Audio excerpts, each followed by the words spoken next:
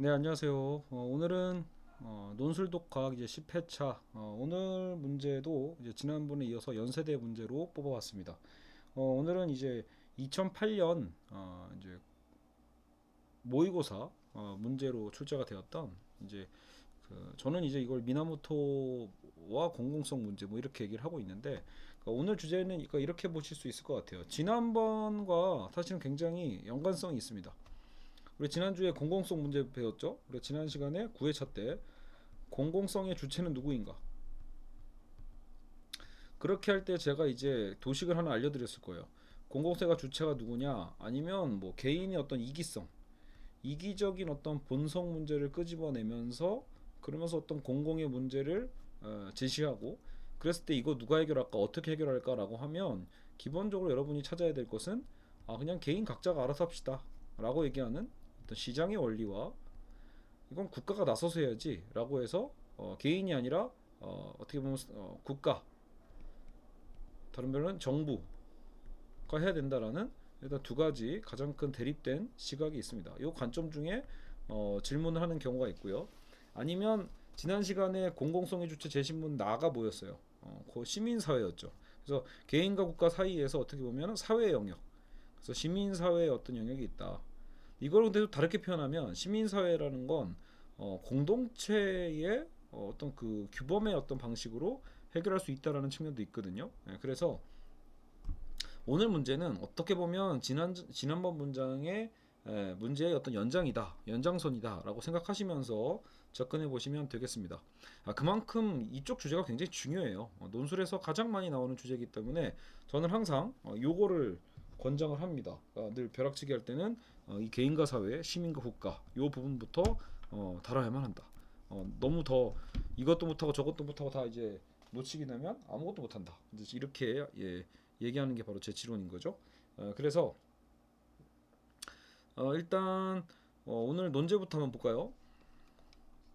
오늘은 세 문제나 있기 때문에 부지런히 진행을 해야 됩니다. 자, 이렇게 요 밑에 거는 그냥 제가 이제 저희 수업 시간 학생들에게 선택 문제로 구분해 준 거고요. 실제 이제 시험에서는 이게 없었어요. 그러면 이 당시에는 그 통합 유형이었기 때문에 인문계 사회계 상관없이 문과생이라면 다 이 문제를 풀어야만 했습니다. 자, 그래서 문제 1번. 가에서 제기되고 있는 문제는 무엇이며 이 문제에 대해 제시문 나와 제시문 다는 각각 어떤 해결책을 제시하고 있는지 비교하세요 라고 했어요. 그러면 제시문 가는 어떤 문제 제기예요. 제시문 가는 문제 제기니까 오늘 얘는 해답이 아니라는 걸 알 수 있어요. 뭔가 해결점이 아니고 이 문제를 해결하는 건 제시문 나 아니면 다다. 그래서 제시문 나로 해결할래, 제시문 다로 해결할래. 약간 이런 관점이 있죠. 이런 대립점이 있는데, 자, 그러면 재심은 나냐 다냐라는 어떤 이 갈등 관계에서 그러니까 다른 새로운 해결점이죠. 서로 다른 해결점. 이것을 갖고 이번 문제로도 연결이 돼요. 결국은 서로 다른 방식의 인과관계를 제시하고 있다고 이제 간접적으로 표현을 하고 있는데, 그러니까 이게 학교도 이거를 명확하게 얘기해 줄 수가 없는 거예요. 문제 2번에서 제시문 나다를 명확하게 표현해 버리면 문제 1번의 답을 알려주는 꼴이 되기 때문에 굉장히 모호하게 애둘러서 얘기를 한 거죠. 서로 다른 방식의 인간관계 나다 가운데 이 본인은 누구죠? 학생들이죠. 시험 문제를 푸는 학생들은 어떤 방식이 보다 바람직한지 선택하라고 하는 거예요. 그러니까 이런 건 논증 문제라고 저는 표현을 하는데, 싸워보는 거죠. 하나를 선택해서 나머지 한쪽을 묵사발 만드는 거, 이런 문제라고 생각하시면 되겠습니다. 그래서 그 이유는 무엇인지 밝히시온데 여러분 그냥 이유만 차분하게 밝히고 끝내는 답이 아니에요. 이건 설득을 해야죠. 그러니까 왜 내가 옳고 왜 너가 틀렸는지를 보여주는 방식이라고 보시면 되겠습니다. 자, 그리고 나서 3번은 이제 표 적용, 활용 문제가 될 텐데, 이제 나다를 또 참조해서 라의 두 표에 나타난 한국 사회의 특징과 변화가 있어요. 특징과 변화. 여기서 이제 문제를 나중에 읽다 보면은 감을 잡게 되는데, 오늘 사실상 이제 제시문 나의 사회에서 우리가 한국이 원래 옛날에는 나였는데 앞으로 현대 사회에서는 다로 변화되고 있다. 그래서 이 변화, 특징은 나였는데 변화는 다방식으로 변화되고 있다라는 거, 그거를 사실은 찾는 게 오늘 3번 문제의 포인트가 되겠습니다. 다른 길은 없습니다. 오늘 같은 이 3번 문제는, 그러니까 2번 문제는 뭘 선택해도 학교는 그거 선택에 대해서 시비를 걸진 않아요. 말 그대로 설득력만 있으면 되는 거고요. 근데 문제 3번 같은 경우, 오늘 1번 같은 경우는 명확하게 답이 있죠. 그래서 그 해결책을 정확하게 찾아서 잘 비교하고 그리고 이제 한국 사회 특징에 적용해서 표 분석 잘한 사람이 좋은 점수를 받게 되는 겁니다. 자, 그러면 본격적으로 이제 제시문 분석을 해보죠. 자, 오늘 제시문 간은 자, 이거는 전형적인 인간의 이기성에 대한 제시문이에요. 인간이 본성이 이기적이야. 이기적이기 때문에 내가 이기적인데 그럼 너도 이기적이죠. 나의 이기성과 너의 이기성이 만나. 그럼 어떻게 돼요? 서로 다투게 되겠죠. 그러니까 서로 사실은 협동을 해야 여러분 원래는 우리가 살아가는데 이득이 된단 말이에요. 그것을 우리는 상호 호혜성이라고 해요. 내가 너를 도우면 너도 나를 도와줘. 최소한 여러분 이기적인 인간들이 결국은 이런 그 현실에서 어려운 일들을 헤쳐나가는 가장 결국은 현실적인 방법이 바로 이 상호 호혜성의 원리예요. 그러니까 정말 우리가 본성이 이타적이라면 굳이 상호 호혜성이라는 말을 쓰지 않아도 돼요. 이타적이라면 당연히 본성이 이타적이면 나보다 너를 더 챙길 테니까 오히려 그런 사회는 갈등이 없죠. 그러나 지금 우리 현실은 인간 대다수가 이기적인 삶을 살아간단 말이에요. 그러니까 어떻게 하면 내 이익을 챙길 수 있을까? 장기적으로도 내 이익을 챙길 수 있을까라고 할 때 그 전략 중에 하나가 바로 상호 호혜성인 거죠. 그래서 나는 사실 너가 별로 안 좋은데 그래도 나는 내 이익이 더 중요하고 근데 그럼에도 불구하고 이게 나 혼자 할 수는 없는 일이야. 현실엔 그런 일이 굉장히 많죠.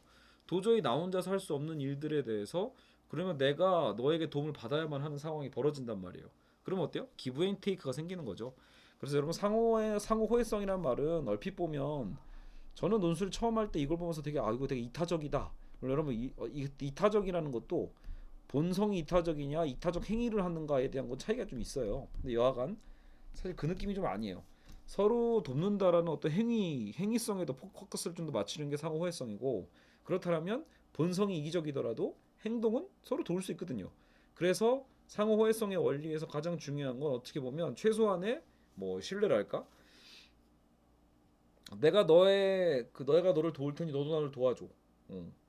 이런 어떤 누가 먼저 도울 것인가에 대해서도 또 싸우겠죠.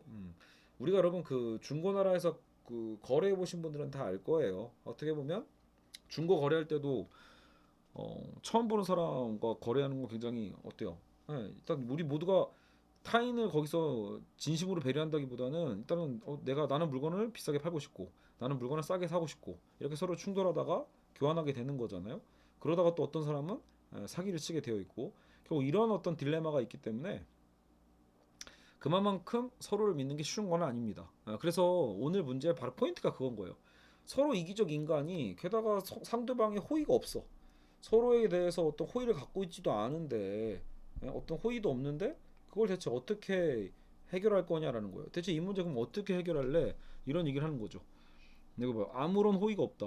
호의가 없는데 어떻게 해결해? 그죠? 그래서 나는 너를 내버려 둘 거고 너도 나를 내버려 두겠지? 그럼 어떻게 돼요? 모두 망하는 거예요. 서로가 이기적인데 서로 그나마 믿지도 못해. 서로 돕지도 않아. 그러면 폭망한다. 이렇게 생각하시면 되겠습니다.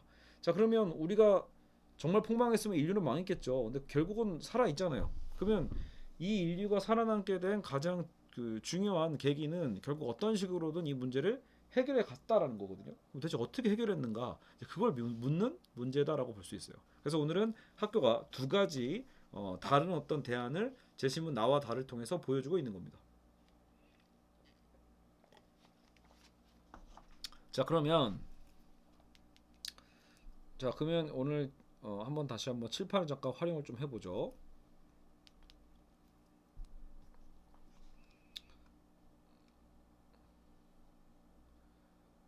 미안합니다. 노트북 성능이 그렇게 쾌적하지 못해서 항상 이렇게 쓸데없는 딜레이가 발생을 하네요. 언젠가는 언젠가는 더 좋은 걸 쓸 날이 오겠죠. 자, 어쨌든 자 개인과 사회의 어떤 딜레마예요, 사실은. 그래서 개인과 사회 혹은 뭐 시민과 국가 뭐라고 표현하는 간에 아니면 사익이냐 공익이냐 앞으로 우린 계속 몇 주간 계속해서 이걸 풀 텐데 이런 딜레마의 문제에서 어떻게 하면 그만 공동선을 해결할 수 있을까? 어떻게 보면 공공의 문제를 해결할 수 있냐? 아니면 어떻게 보면 공동선을 해결할 수 있냐? 뭐 이런 문제들이 나와요. 그러면 그런 문제가 나올 때 우리는 항상 어떤 대안을 생각한다? 지난주에 배웠던 거는 자, 개인이 한다, 국가가 한다, 사회가 한다. 어떤 이런 세 가지 영역이 있었어요. 오늘 문제는 두 가지가 나왔단 말이에요. 제시문 나가 제시문 다를 생각해 봤을 때 오늘 확실히 국가는 없어요. 정부 개념은 없거든요. 하지만 오늘 역시 이기적 본성에서 결국은 너도 손해고 나도 손해여서 결국 어떤 공공에도 문제가 생겼단 말이에요. 그러니까 오늘 문제도 기본적으로 그러면 세 가지를 떠올려 보는 거죠. 잘 보면 제시문 다는 개인 간의 문제입니다. 사적으로 해결하고 있고 제시문 나는 공동체로 해결하고 있어요. 마을 공동체. 그러니까 이게 사회죠. 어떻게 보면. 그래서 그러면 오늘은 국가가 빠지긴 했지만 제시문 나는 마을 공동체로 뭔가 문제를 해결하고 있고 제시문 다는 사인 간의 어떤 거래를 통해서 여기서 제일 중요한 게 계속 오늘은 계약이라는 단어를 찾는 게 제일 중요해요. 그래서 개인이 개인과 거래할 때 단순히 이제 시장의 원리를 얘기하지만 그 시장의 원리에서 사실은 가장 많이 발달한 것 중에 하나가 바로 이 계약에 대한 관계입니다. 그래서 사적 계약에서 뭐 공적인 어떤 문서를 결국 확인받게 되면 물론 사실 여러분 여기 제시문 다에는 그래서 사실은 국가의 보증도 이미 내재되어 있는 건 사실이에요. 그러니까 개인과 개인이 계약을 했다라고 했을 때도 그 계약서가 효력을 발휘하려면 아무래도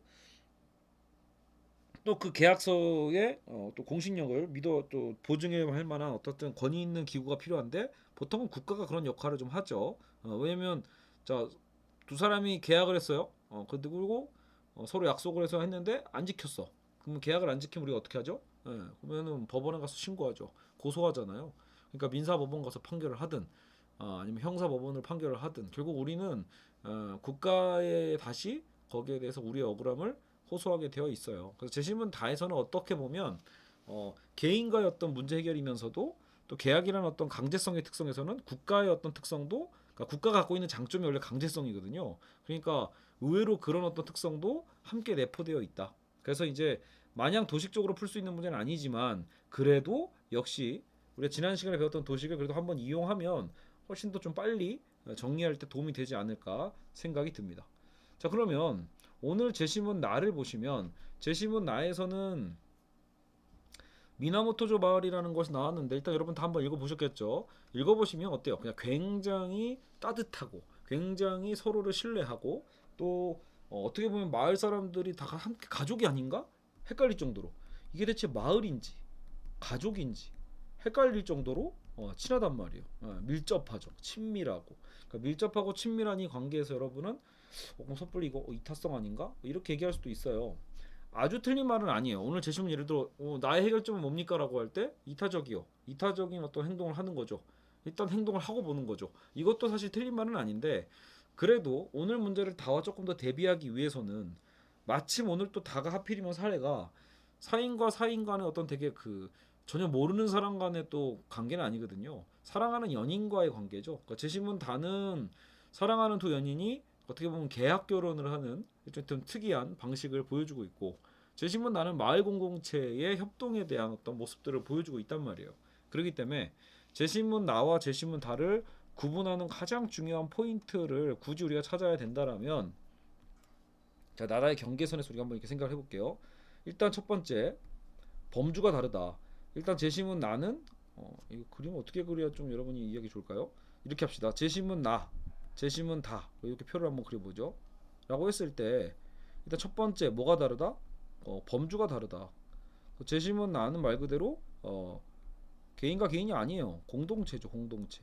제시문 다는 개인 간 거래예요. 개인 간 거래. 예.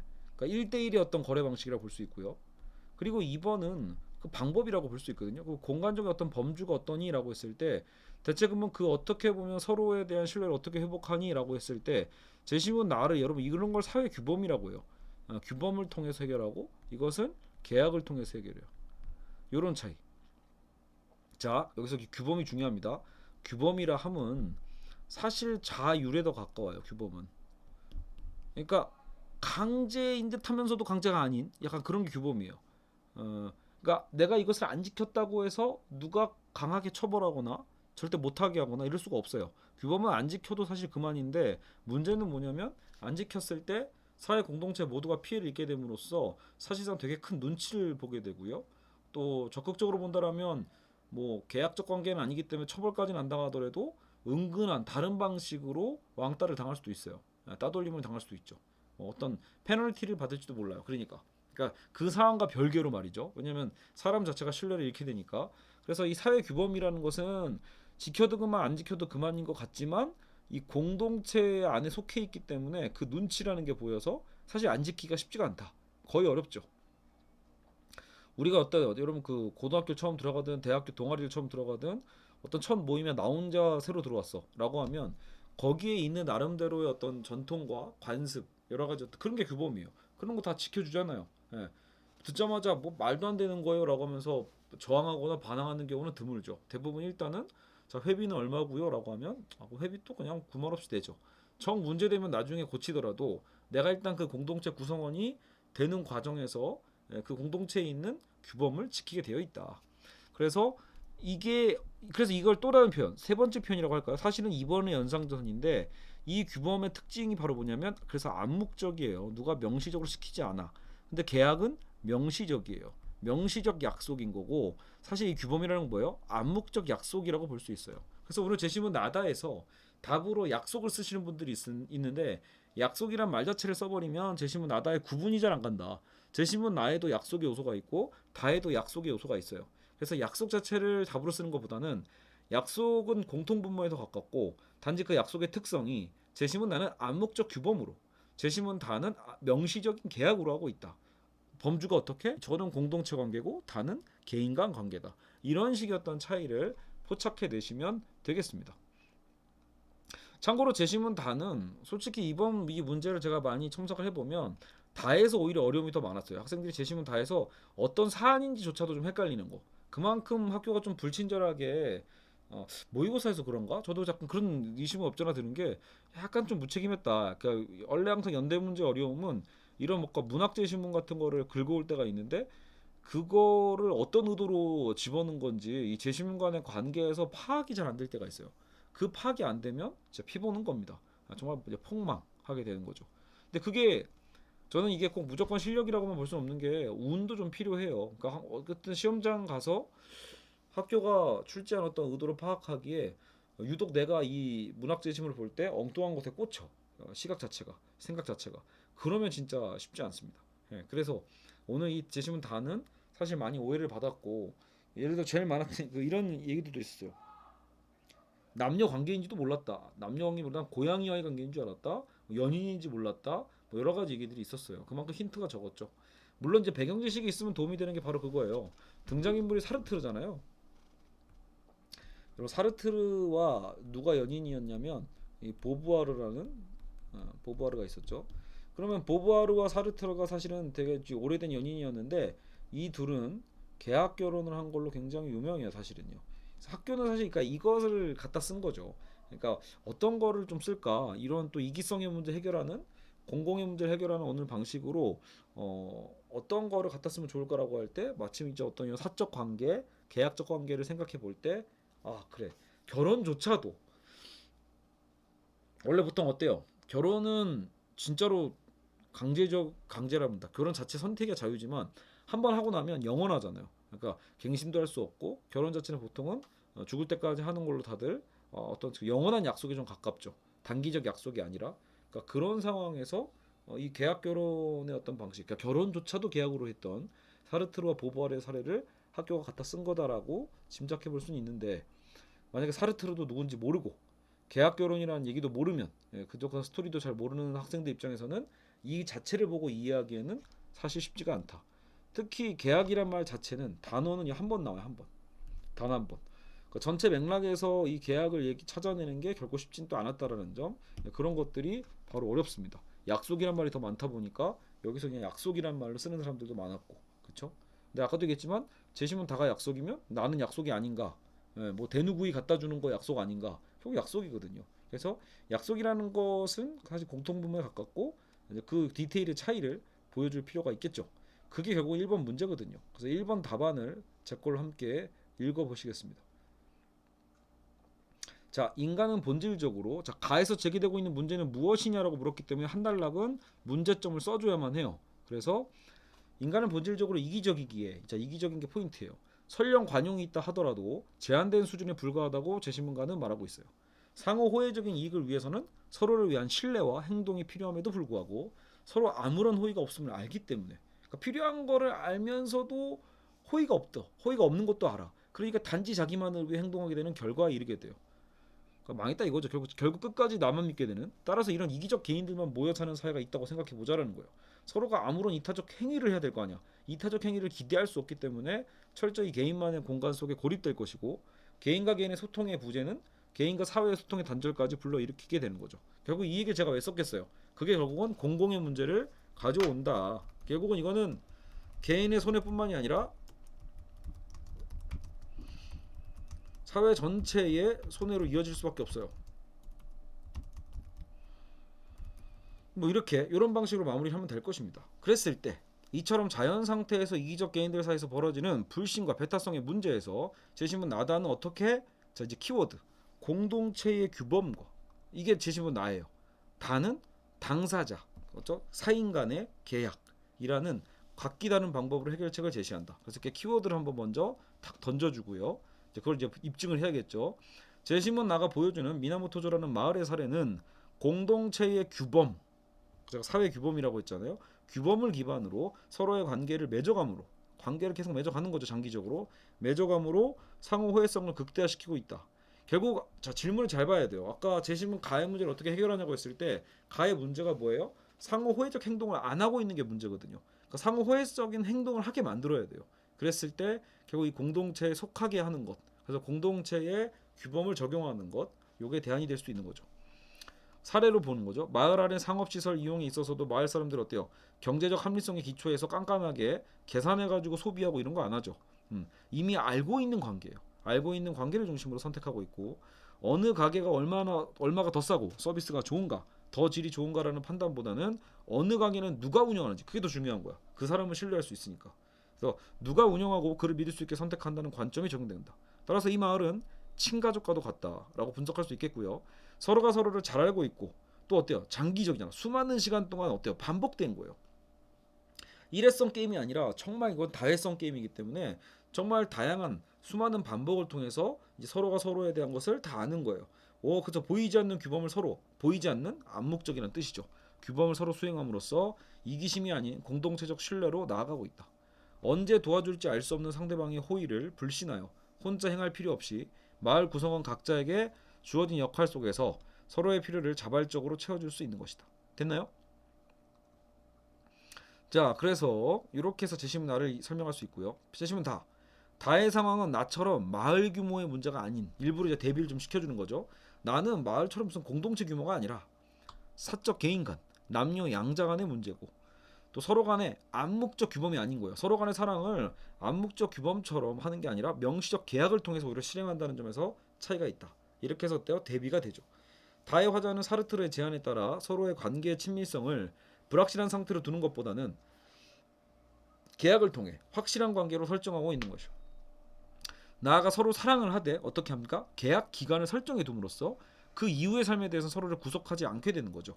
그러니까 여러분 이건 계약의 특성을 잘 이해하셔야 돼요. 한번 계약을 하면 계약 기간 동안에는 서로 구속하는 거죠. 자신의 자유를 어떻게 보면 그 사람을 위해서 써야만 해요. 하지만 계약이 끝나면 계약 이후에는 갱신에 대한 권리는 이제 자유가 된단 말이에요. 다시 계약을 맺을 수도 있지만 계약을 안 할 수도 있죠. 그러니까 그 이후의 삶에 대해서는 서로를 구속하지 않게 된다는 표현을 그래서 쓸 수 있는 거예요. 그러니까 계약의 특성을 잘 이해하고 계셔야 된다. 사랑의 관계가 서로의 자유를 침해하지 않으면서도 그래서 유지될 수 있다. 그러니까 이런 거와 같죠, 여러분. 원래 영원한 그 결혼이라는 건 나중에 사랑이 식어도 결혼 생활을 유지하게 되는 문제가 생기잖아요. 그러니까 그것에 대해서 사르트르는 어떻게 보면 그것을 넘어서려고 한 거라고 생각해 볼 수 있겠죠. 그리고 계약을 통해 서로의 약속을 지킬 것이라는 구속력이 발생하니까 계약 기간 동안에는 어때요? 배신할지 모른다는 두려움보다는 강한 신뢰를 보여줄 수 있죠. 뭐 까놓고 얘기해서 여기서는 뭐 아름답게 포장했지만 여러분 남녀 간의 사랑에서 진짜 계약하겠다라고 하면 야 너 2년 내에 바람 피면 나한테 1억 원을 배상해 줘야 돼. 나한테 위자료로 3억 원을 배상해 줘야 돼. 서로 자신 있으면 뭐 그런 계약도 맺겠죠. 그럼 어떻게 되겠어요? 큰일 나는 거죠. 그럼 나중에는 계약 기간 동안에 물론 바람 안 피길 바라겠지만 상대방이 바람 펴도 아 그래 뭐 3억 버는 거지 뭐 이게 되는 거예요. 왜? 애들 장난이 아니잖아요. 여러분 다 큰 성인이 계약을 하고 만약에 그 계약을 여러분 그래서 공증인이 있잖아요. 공증 받아가지고 하면 공적 효력이 생기거든요. 그러면 그 계약은 이행해야만 합니다. 알겠죠? 그래서 여러분 성인이 되면 함부로 계약하시는 거 아닙니다. 아시겠죠? 자, 됐고요. 이제 2번 문제 한번 보죠. 자, 2번 이제 한번 논증 문제예요. 이거는 뭐 다시 문제로 안 돌아가도 되겠죠. 3번은 이제 표분석 때문에 봐야겠지만, 자, 문제 2번. 그러면 이제 나다 가운데 어떤 게 더 마음에 드니? 자, 얼마나 중요해요. 그러니까 문제 1번에서 제대로 제시문 나다를 대비하지 못하면 문제 2번에서도 제대로 싸울 수가 없는 거예요. 나다의 명확한 차이를 모르면 모호한 거 갖고 싸워야 되니까 얼마나 힘들어요. 도미노 현상이 발생하는 거죠. 그래서 오늘은 1번 문제를 명확하게 이해하는 게 굉장히 중요합니다. 자, 그럼 어떤 게 바람직하냐? 자, 일단 그러면 아무거나 써도 된다고 했어요. 저는 뭘 썼죠? 인간의 본능이 이기적이라 할지라도 공동체라는 인간관계에 있어서의 규범과 정이 있다면 그 사회는 충분히 신뢰관계를 통해 상호해서 극대화시킬 수 있다. 자, 뭘 썼죠? 공동체 썼죠. 규범과 정 썼죠. 그래서 저는 지금 대안으로 제시문 나를 택했다라는 걸 알 수 있어요. 그러니까 기호로 여러분 분명하게 표시하셔도 되고요. 나는 나를 지지한다 이래도 돼요. 뭐 그런 거 좀 유치해 보이긴 해도 그것 때문에 뭐 감점되고 이런 건 아니거든요. 오히려 제가 얘기했죠. 아무리 고급스러워 보여도 너무 쓸데없는 서론 많이 쓰거나 그리고 나중에 귀납적으로 자기 답을 미괄식으로 그냥 그래서 나는 제시문 나왔다. 그 얘기를 그때서 처음 해보면 오히려 그게 더 나쁜 답이에요. 시험 문제는 항상 두 갈식으로 쓰시는 게 좋습니다. 그래서 자신의 입장을 최대한 빨리 밝혀주는 게 좋죠. 자, 그래서 저는 나를 택했고요. 그러면 이제 다의 이제 계약 관계에 대한 이제 사적 계약 관계를 비판을 해야겠죠. 자, 일단 물론이라고 시작했다라는 건, 자, 물론 뭐뭐 없다 그러나, 물론 뭐뭐다 그러나, 이건 뭐예요? 상대방의 장점을 물론 내가 파악하고 있다라는 걸 알려주는 거예요. 물론 다의 사례처럼 계약이라는 방식을 통해 신뢰와 확실성을 담보할 수 있다는 장점은 부인할 수 없다. 자, 신뢰와 확실성, 무엇보다 제가 보기에는 확실성이죠. 확실한 강제성이 있으니까요. 그 장점은 부인할 수 없어요. 계약의 가장 큰 장점. 자, 그러나 결과적인 확실성 때문에, 결과론적인 확실성 때문에 강제적으로 시행되는 계약의 방법에 진정한 신뢰가 과연 가능할지는 의문이다. 결국 뭐예요? 강제성은 우리가 기대하는 바를 꼭 실현할 수 있으니까 장점이지만 우리의 본심, 마음까지 시행할 수 있나요? 그건 안 되죠. 아까 남녀간의 사랑도 마찬가지인 거예요. 돈은 받을 수 있을지언정 사실 우리가 진짜 원하는 건 뭐예요? 내가 사랑하는 사람의 사실은 외도나 배신이 아니라 끝까지 나를 믿어주길 바라는 진정한 마음이잖아요. 그러니까 예를 들어 마음은 이미 떠났는데 계약 기간을 그냥 지키기 위해서 마음은 떠난 상태에서 억지로 관계를 유지하는 게 더 고통스러울 수도 있죠. 그러니까 저는 이제 그걸 비판하고 있는 거예요. 진정한 신뢰 회복이라고 볼 수는 없다라는 거. 단지 결과에 대한 기대감에 대한 신뢰일 뿐. 자, 이건 약간 표현은 대안이 이렇게 두 번 나오면 조금 어때요? 읽기 좀 불편하죠? 그래서 읽을 때는 단지 결과에 대한 기대감과 신뢰일 뿐 이렇게 표현해도 말이 되기 때문에 이렇게 고치는 게 나을 것 같네요. 결과에 대한 기대감과 신뢰일 뿐 아니면 결과에 대한 기대감으로 인한 신뢰일 뿐 이게 낫겠네. 결과에 대한 기대감으로 인한 신뢰일 뿐이지 상대방의 입장을 진심으로 배려해서 나오는 신뢰는 아니다. 따라서 계약적 관계 속에는 인간이라는 주체보다는 계약 당사자로 전락한 대상의 관계만 존재한다. 그러니까 진정한 주체적 관계라고 볼 수는 없다라는 거예요. 계약을 할 때 물론 서로 주체적이지만 결국 한 사람의 마음이 바뀌면 그랬을 때 나는 너를 결국 계약의 대상으로, 너도 나를 계약의 대상으로 서로를 결국 대상화시키는 거 아닐까라는 비판인 거예요. 그렇다면 사르트르 사례에서 보여지는 계약을 통한 사랑과 신뢰는 무엇인가라는 반론이 있을 수 있다.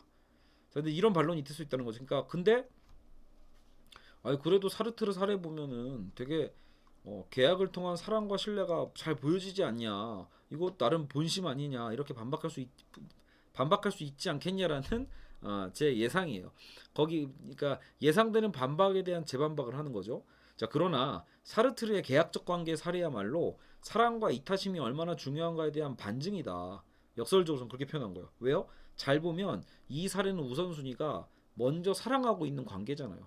그러니까 이 사례에서 계약을 성취시키는 원동력은 사실은 뭐예요? 원래는 계약 그 자체가 아니라 이미 사랑하는 관계이기 때문에 이런 계약도 가능했던 셈이다라는 일종의 이제 저는 어때요? 이 제시문 자체를 좀 반박을 하는 거예요. 이 사례 자체가 좀 말이 안 된다라는 거죠. 비현실적이다.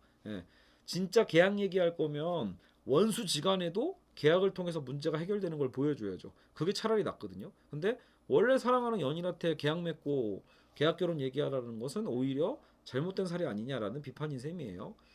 약간 제가 이때는 스탠다드한 어떤 답안 방식보다 좀 다른 방식으로 논증하려고 약간 꼬아서 지금 논증을 하고 있는 거긴 하거든요.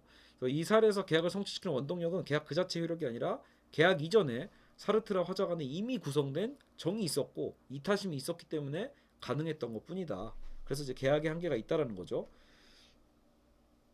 자, 또 다른 반론으로 경제학적 합리성의 입장에서는 서로의 필요를 미리 고민하여 그 이상을 넘치게 해주는 미나모토 마을과 같은 공동체를 수요와 공급의 시장 메커니즘을 벗어난 낭비이고 서로의 부담으로 볼 수도 있다. 이건 뭐냐면 미나모토조 마을에 대해서 나중에 이제 비판을 받게 되는 가장 큰 논거 중에 하나가 사실 이 공동체의 여러분 사회 규범이 부담이 될 수 있어요. 예, 이게 거의 뭐 공동체를 떠나지 않는 한 거의 영원한 오히려 아까처럼 계약은 차라리 갱신이라도 되는데 공동체 규범은 내가 그 마을에 있는 한 계속해서 지켜야만 하는 무언의 압박이 되거든요. 그러니까 내가 자율적으로 진짜 좋아서 그 역할을 수행하면 상관이 없는데 하다가 질리거나 정말 하기 싫은데 그 규범 때문에 어쩔 수 없이 하는 거라면 그것도 일종의 지옥이란 말이에요. 그래서 오히려 어떤 면에서는 그 사회 규범에 의해서 필요 이상의 것들을 더 낭비식으로 서로에게 챙겨주게 될 수도 있거든요. 자, 그런 얘기에 대한 반박이에요. 그래서 수요와 공급의 시장 메커니즘 벗어난 낭비일 수도 있고 서로의 부담으로 볼 수도 있다라는 것. 이런 공동체가. 예. 그러니까 예를 들면 있잖아요, 여러분. 나는 김치를 먹고 싶지 않은데 김치도 이미 집에 많은데 옆집에서 김치당 갔다고 김치 갖고 올 때 있죠. 예. 나는 떡을 싫어하는데 옆집에서 이사 왔다고 떡을 가져올 때가 옛날에 있었단 말이에요. 그런 것처럼 공동체 문화가 너무 많이 서로 또 퍼주다 보면 나에게 적재적소에 필요한 게 아니라 필요 없는 것들이 오히려 쌓이게 될 수도 있어요. 그래서 그런 것들 오히려 자원이 불필요하게 낭비되는 경우가 의외로 많습니다. 자, 그러나 이는 낭비가 아니다라고 저는 이제 반박을 하는 거예요. 낭비가 아니라 넘쳐나는 잉여다. 서로의 입장에서 서로의 필요를 알고 그 필요를 채워줌으로써 얻는 대가는 물질적 대가 이상일 거다라고 저는 이제 반박을 하는 거예요. 따라서 상호 호혜를 통한 잉여는 다시 새로운 호혜성을 가져오게 되는 그 동력이 되잖아요. 그 사회 행복을 어떠한 강제 없이 장기적으로 결국은 증진시킬 수 있는 원동력이 될 수 있다라고 보는 거예요. 비록 이제 단기적으로는 물론 필요 없는데도 받게 될 때가 분명 있겠죠. 그런 것들은 자원의 낭비라고 볼 수도 있겠지만 결국 이게 원동력이 되고 너무 고맙고 나를 이렇게 생각해 주는구나. 우린 그 마음을 받잖아요. 그래서 그 마음을 통해서 장기적으로 실현할 수 있게 된다. 이런 의미입니다. 그렇다면 이러한 이타적 사회가 과연 현실 가능한가에 대한 대답도 가능해진다. 서로를 위한 공동체적 규범은 처음에는 암묵적 강제로 지켜지지만 처음에는 암묵적 강제란 말이에요. 근데 장기적인 호혜성의 반복과 실천이 어때요? 결국 반복이 계속 되다 보면 서로의 본심도 변화될 수 있다. 거기서 넘쳐나는 잉여가 다시 또 다른 잉여를 가져오듯이 본래 이기적 개인이라 하더라도 그러니까 이타적이지 않았던 사람도 이런 상호회성을 위해 실천적 선택을 시작할 때 규범 안에서 그죠? 사랑과 신뢰의 공동체는 그 선택에서부터 시작되는 것이다. 그래서 우리가 보통 사랑의 공동체라고 표현하는 것은 어떻게 보면 이미 처음부터 사랑해서 할 수 있는 게 아니라 이런 공동체의 규범에서 실천을 함으로써 사랑이 싹트는 것이 아닌가. 그러니까 이런 방식으로 답안을 제시하고 있습니다. 제가 봐도 근데 이 문제 2번은 저도 참 이때는 너무 맨날 학생들한테 정형화된 답을 많이 써주다 보니까 이런 식의 예측되는 반박에 대해서 다시 재반박을 하면서 하는 논거로서 답안을 써봤습니다. 알겠죠? 그래서 이렇게 참고하시면 될 것 같고요. 자, 만약에 그러면 거꾸로죠. 여러분 만약에 여기서 재심은 저처럼 나가 아니라 다를 선택하실 분, 계약 관계를 선택하실 분은 오히려 이제 상대방을 어떻게 깔 수 있어요. 바로 아까도 얘기했죠. 공동체 규범의 가장 큰 문제는 암묵적 강제가 오히려 더 불편할 수 있다라는 거, 더 부담될 수 있다라는 거, 벗어날 수 없다라는 거, 이런 것들이 불편해요. 차라리 계약 관계는 어때요? 쿨하게 지킬 건 지키고 계약 끝나면 안 하면 되는 거예요.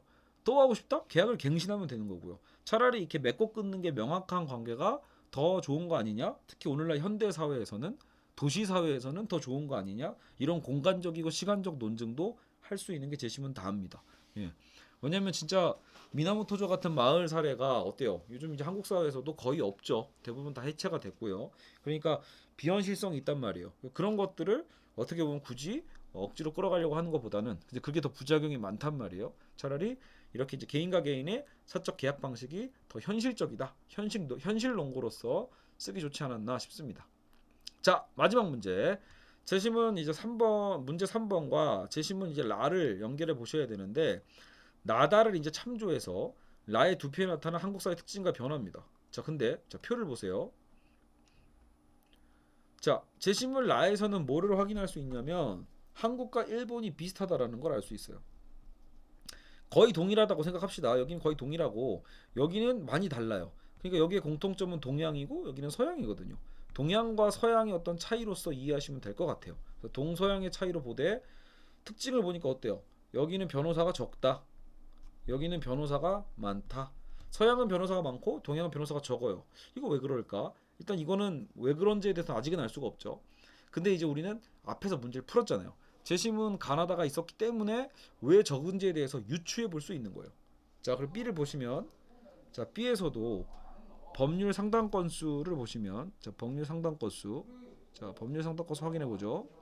어, 법률 상당 건수도 굉장히 크게 증가하고 있습니다. 그리고 인구 10만 명당 변호사 수도 증가하고 있고요. 여기서 이제 조금 더 디테일하게 자, 요런 걸 찾을 수 있어요. 법률 상당 건수. 그러니까 이거 뭐 확실히 제가 수리적으로 지금 푼 건 아닌데 어쨌든 상당 건수가 뭐보다 더 급격하게 증가하죠? 변호사 수보다 더 커요. 더 크게 증가해요. 급진적으로. 여기는 약간 좀 완만하게 6.4에서 9.8까지는 뭐 두 배 안 올랐잖아요. 한 1.5배 정도 대략 볼 수 있는데 50% 증가했다고 대충 볼 수 있죠. 6명에서 9명 증가니까. 근데 63만에서 320만이야. 최소 5배네요. 그 5배. 여기는 2배도 안 돼. 1.5배 정도. 그러니까 이게 뭘 의미하는지도 한번 생각해 보시면 이거는 가점이 될 수 있다.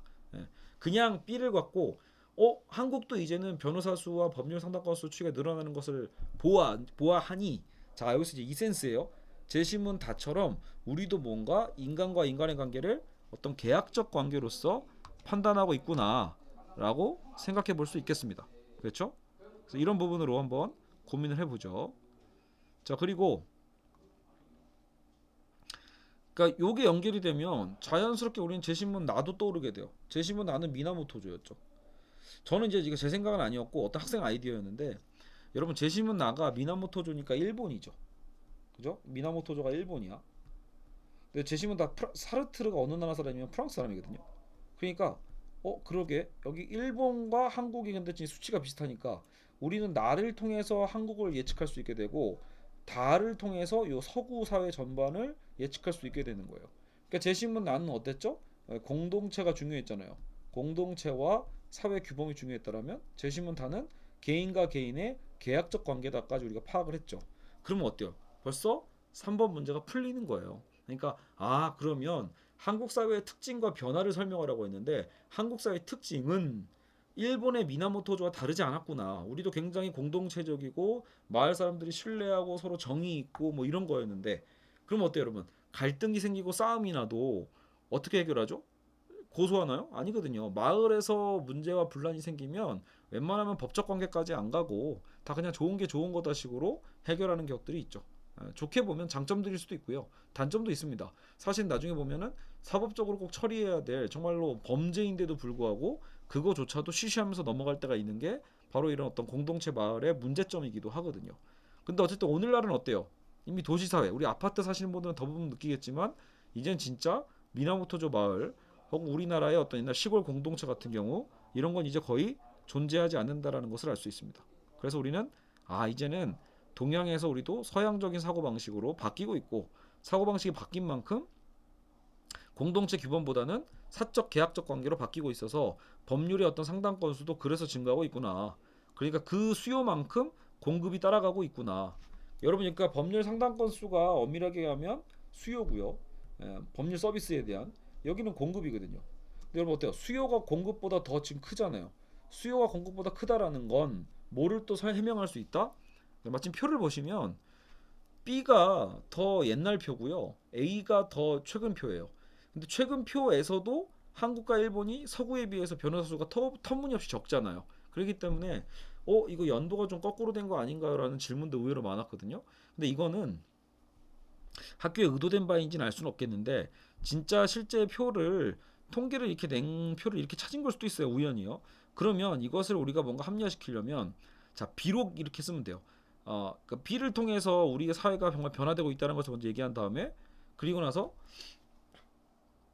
물론 아직도 2005년 표를 기준으로 봤을 때 아직도 여전히 한국과 일본의 어떤 변호사 수는, 특히 한국이라 하면 되겠죠. 이제 B가 한국이니까 한국의 변호사 수는 여전히 부족함을 알 수 있다. 그러나 B에서도 법률 상담 건수가 변호사 수를 훨씬 상회한다는 점을 보았을 때 결국 뭐예요? 이미 사회는 변한 거죠. 법률 상담 건수가 더 크다라는 건 사람들의 마음가짐이 이미 바뀌었다라는 거예요. 사적 계약적 관계로. 그렇기 때문에 어차피 이제 법조 인구도 한국도 점점점 서구식으로 어차피 변해갈 것이라는 것을 예측해 볼 수 있다라는 식으로 논리를 맞춰 보시면 되겠습니다. 아시겠죠? 자, 그래서 이제 제 답을 읽고 오늘 문제를 마치도록 하겠습니다. 자, 그래서 라를 먼저 표를 먼저 설명을 하는 거예요. 라의 자료는 한국의 인구 대비 변호사 수 및 법률 상담 건수에 관하여 국내의 변화 추이와 선진국과의 비교를 통해 제시하고 있다. 이거 제가 안 고쳤네요. 자, 여러분 이거 서구와의 비교라고 하셔야죠. 선진국이라고 말하는 건 사실은 이거야말로 서구 우월주의를 나도 모르게 적용해서 쓴 답이라고 볼 수 있어요. 실제로 많은 학생들이 이런 말을 썼는데 저는 이거는 잘못된 표현이라고 봅니다. 제가 써놓고도. 그러니까 선진국이 아니라 서구와의 비교. 알겠죠? 엄밀하게 보면 여러분 일본도 선진국으로 당연히 들어가기 때문에 굳이 동양을 선진국이 아닌 것처럼 얘기할 이유도 없어요. 오늘 문제 포인트는 그게 아니야. 선진이 아니냐가 아니라 말 그대로 이런 공동체적 사회냐 개인 간의 사회냐 사적 개인 간의 사회인가 이거를 묻는 거니까 그것만 포인트를 갖고 쓰시는 게 맞습니다. 자, 그래서 한국의 법률 상담 건수에 관해 수요가 크게 늘고 있고 표 B를 먼저 설명하고 있었죠. 그럼에도 불구하고 표 A 2005년 최신 자료를 통해 안타깝게도 2005년께 최신이네요. 그래서 여전히 한국 사회가 여전히 선진국에 비해 역시 잘못됐죠. 서구에 비해 이름은 그만입니다. 서구에 비해 국민 인구당 변호사 수가 크게 부족함을 보았을 때 94년도에는 그 차이가 더 컸음을 유추해 볼 수 있다. 그러니까 2005년이 이 정도였으면 94년도에는 과연 어느 정도였을까 충분히 유추해 볼 수 있죠. 자, 그렇다면 한국 사회의 인간관계는 어땠다? 전통적으로 재심은 나에서 보여지는 공동체적 규범과 정을 통해 이루어지는 공동체적 성향임을 알 수 있다. 그 미나모토조를 적용해 본 거죠. 서로 간에 갈등이 있을 때도 어떻게 해결해요? 법적으로 판단을 받으려 하기보다는 혹은 법적 분쟁으로 해결하려고 하기보다는 공동체 안에서 규범 및 정을 통해 자발적 해결 방안으로 찾으려 했던 것이다. 반면 서구 국가들은 어때요? 다와 같이 계약적 관계를 통해 법적인 사실 판단을 중시하는 인간관계 사회인 것이고 공동체적 관계보다는 개인주의 성향이 상대적으로 강한 서구 사회의 특성상 서로 간의 갈등 문제를 어떤 모호하게 해결하는 것보다는 공동체는 모호하다는 뜻이죠. 법이라는 객관적 판단을 더 중시했을 거라 유추 가능한 것이다. 자, 그런데 표 B를 통해 한국 사회 인간관계가 정을 통한 공동체적 관점에서 법을 통한 계약적 관점으로 크게 변화하고 있음을 알 수 있고 물론 표 A를 통해 계약적 관계의 수요가 여전히 서구 사회에 크게 미치지 못한다는 점은 한국의 공동체 인간관계 영향력이 그만큼 컸다라는 걸 알 수 있어요. 그러나 표 B에서 어때요? 법률 상담 건수의 어때요? 증가 속도가 변호사 수의 증가 속도보다 더 크죠. 더 크다는 것은 법률 관계에 대한 국민의 수요, 마인드가 바뀐 거예요. 상대적으로 더 크게 증가한다는 증거예요. 즉, 이 법률 서비스에 대한 수요를 맞추기 위해서라도 한국 사회 변호사 1인당 법조 인구의 수준이 꾸준히 서구적으로 변해 갈 것임을 유추할 수 있다. 이렇게 얘기해 볼 수 있겠습니다. 됐죠? 이러면 문제가 해결이 되겠죠. 나다를 참고해서 나다의 특성이 다 나왔고 한국을 나에서 다로 변화되는 사회인 것을 라의 두 표를 활용해서 입증해 내면은 되는 문제입니다. 자, 됐죠? 자, 그래서 오늘 뭐 저도 쓰면서 여러분 읽어드리면서 제가 또 잘못했던 오타들도 좀 수정을 좀 했고요. 자, 어쨌든 여러분 어떻게 오늘 풀어야 되는지 이해 가시죠? 그래서 이런 식으로 풀어내면 되겠다. 알겠죠? 자, 우리 그래서 다음 시간 11회차에는 조금 더 이제 본격적으로 이제 그 뭐 벤담, 칸트, 롤즈 이런 거 들어봤죠? 그래서 윤리의 어떤 딜레마나 정치 철학의 어떤 문제들을 이제 본격적으로 좀 다뤄보도록 하겠습니다. 그래서 다양한 학교 문제들을 풀게 될 테니까요. 정신 바짝 차리고 따라오시면 되겠습니다. 실제로 제 유튜브에 있는 그 정의란 무엇인가 특강도 있거든요. 정의란 무엇인가 그 이론 강의들이 있으니까 그거 꼭 한 번씩은 들어보시고 그러면서 문제를 풀어보시면 도움이 되겠습니다. 어쨌든 다음 이제 11회차 때 다시 보도록 하겠습니다. 여러분 고생하셨습니다.